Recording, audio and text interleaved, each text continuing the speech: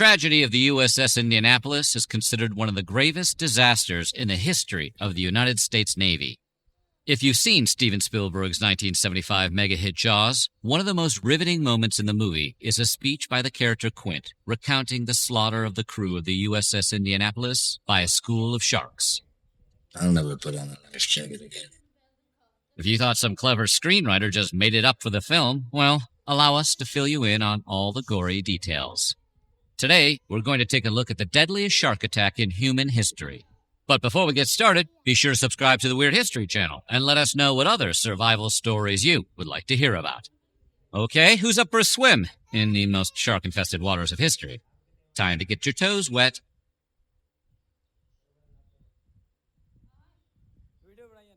On July 26, 1945, the USS Indianapolis completed a mission that would change world history when it delivered the components for the first operational atomic device to the island of Tinian. The parts would be assembled into the notorious atomic bomb known as Little Boy, and just a few days later, it would be dropped on the Japanese city of Hiroshima, wiping out an estimated 80,000 people. After completing the delivery, the Indianapolis was sent to join the USS Idaho in the Philippines. There they would assist in preparations for an invasion of the Japanese mainland. The ship set out alone for its new destination at a clip of 17 knots. It was smooth sailing at first, but the USS Indianapolis would soon find its journey coming to a sudden and violent halt. It was just after midnight on July 30th, 1945, when a Japanese submarine launched 2 torpedoes into the side of the Indianapolis. It was a direct hit that split the ship into 2. The order to abandon ship came quickly, but not quickly enough for some. It took just 12 minutes for the giant vessel to sink, and many didn't make it out. In fact, about 300 men were still trapped inside when the ship went down. They were never heard from again.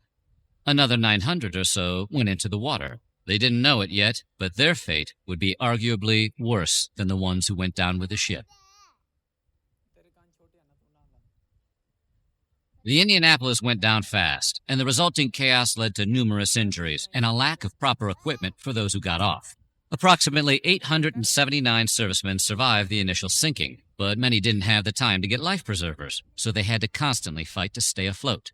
The ones who did manage to get life vests only had it slightly better, as they found themselves unable to do much but helplessly bob in the water. Many of the sailors were hurt, having suffered gashes or broken bones when the torpedoes struck. In the water, without even a life raft, they had no way to treat their injuries. As if all that wasn't bad enough, almost all of them were covered in fuel that was leaking out of the wreckage of the ship. It was so overwhelming, men were already beginning to die in each other's arms, floating in the ocean. The Indianapolis sank fast, but in those 12 minutes, the heroic crewmen sent out SOS signals until they were absolutely unable to do so any longer. Those SOSs were received by the Navy, but for reasons that remain unknown to this very day, they weren't taken seriously. Even when the ship failed to arrive on time at its destination, no one got suspicious. No search parties were sent to look for the ship or its survivors. In fact, no action was taken at all. By sunrise, there was blood in the water, literally, and sharks came to investigate. Aware of their presence, the survivors attempted to stay together in groups as they bobbed in the water. But regardless of how hard they tried, eventually someone would break away and the currents would carry them off. Once a survivor was isolated from the group, the sharks would move in and quickly pounce. Survivors report that everyone could hear the screams before a body was pulled under, and afterwards, only the life vest would pop back up to the surface. This continued for days. While the shark attacks remained a constant danger to the men in the water, there was one thing that gave some of them a stay of execution. Some of the bodies that were trapped in the Indianapolis when it sank would occasionally float up towards the surface. The sharks were just as happy to feed on these corpses, as they were a lot less trouble. Unfortunately, while the floaters in the ship slowed the decimation of the survivors, in the long run, it wouldn't be enough to save many. By that point, the sharks were in a feeding frenzy, and there were only so many who survived. So despite the reprieve, the survivors continued to endure more days of shark attacks. So every time the sharks were coming in, we would kick and scream and do things that we thought would drive the sharks away, and they did drive them away. On the surface, the survivors of the Indianapolis could see dozens of fins circling them at any given time. Beneath the water, the sharks kept up their attacks. However, they didn't always pounce immediately. In fact, sometimes they took the time to psych out their prey. Apparently, the sharks would occasionally bump against the sailors in the water, but not necessarily attack them. This tactic was apparently meant to lull the sailors into a false sense of security, because shortly after, the shark would attack. The sharks dragged their victims down into the depths. With each attack, the water grew more bloody, which in turn just led to greater bloodlust in the sharks. The sharks were certainly the most immediate problem, but they were far from being the only danger the survivors had to contend with. As they were drifting in salt water, the men had nothing to drink, and since they were out there for several days, many died of thirst. Any who attempted to drink the salt water soon became delirious with hallucinations. The life vests were also becoming increasingly waterlogged, which made it much harder to stay afloat. Consequently, several of the men died in the water before the sharks could even get near them. On the third day, several of the survivors found some crates floating in the water and lashed them together.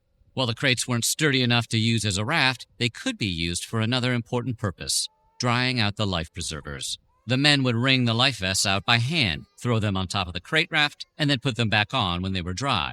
This system allowed more of the survivors to stay afloat for longer. As a bonus, one of the crates contained some partially rotten potatoes, which the survivors carefully rationed to sustain themselves as long as possible. It was 11 a.m. on the fourth day when the survivors were accidentally spotted by Lieutenant Wilbur C. Gwynn, who was flying a bomber on a routine patrol. He immediately radioed for help. The USS Cecil J. Doyle, a destroyer that was relatively nearby, was alerted, and on his own authority, the captain diverted his ship to rescue the survivors. Lieutenant Adrian Marks was the pilot of a seaplane assigned to assist with the rescue efforts by dropping rafts and supplies. After witnessing survivors being attacked by sharks, Marks used his plane to pick up the lone sailors most in danger of being eaten. The plane eventually became so full he had to tie survivors to the wings with parachute cords. But in the end, Adrian Marks saved 56 men that day. He landed that big goose. I saw him when he landed. And as he came in and hit that first swell, and that plane shot back up in the air, I didn't know it, but he tore up one motor. He ruptured the pontoon, but he set that big goose down. When the captain of the Doyle arrived on the scene, he threw caution to the wind and pointed a searchlight into the sky to alert other rescue vehicles in the area. As it was wartime, this move put his ship in massive jeopardy, but he could tell time was of the essence. Even given his resolve, by the time the rescue operations were over, just 317 of the original 879 survivors made it back to shore alive. A disheartening figure, especially given that the original crew had consisted of 1,196 men. All of the rest had succumbed to starvation, thirst, injuries, or the sharks. Everyone in the Navy was shocked and outraged at what had been allowed to happen to the crew of the Indianapolis. However, because their mission had been to deliver the parts of an atomic bomb, no one was exactly at liberty to tell the world what exactly had happened. The United States government kept the incident a secret for 2 full weeks. During that time, the cities of Hiroshima and Nagasaki were both blasted, the former with a bomb made from the parts delivered by the USS Indianapolis. The U.S. finally released the news about the Indianapolis on August 15, 1945, the same day Japan announced its surrender. This almost guaranteed it would be buried by the news of victory. Several months after the disaster, Charles McVeigh, captain of the USS Indianapolis, found himself being court-martialed. Apparently, McVeigh had failed to run his ship in a zigzag course that would have helped throw any Japanese submarines off their trail. If you're wondering whether this is a case of the Navy scapegoating a captain for some made-up offense to take the embarrassment off of itself, you're not alone. Many have pointed out that McVeigh was the only captain who was court-martialed for losing a ship during the entirety of World War II. Even Congress eventually decided the charge was bogus and cleared his name of any wrongdoing in 2000. Sadly, it was posthumous, as McVeigh had taken his own life in 1968.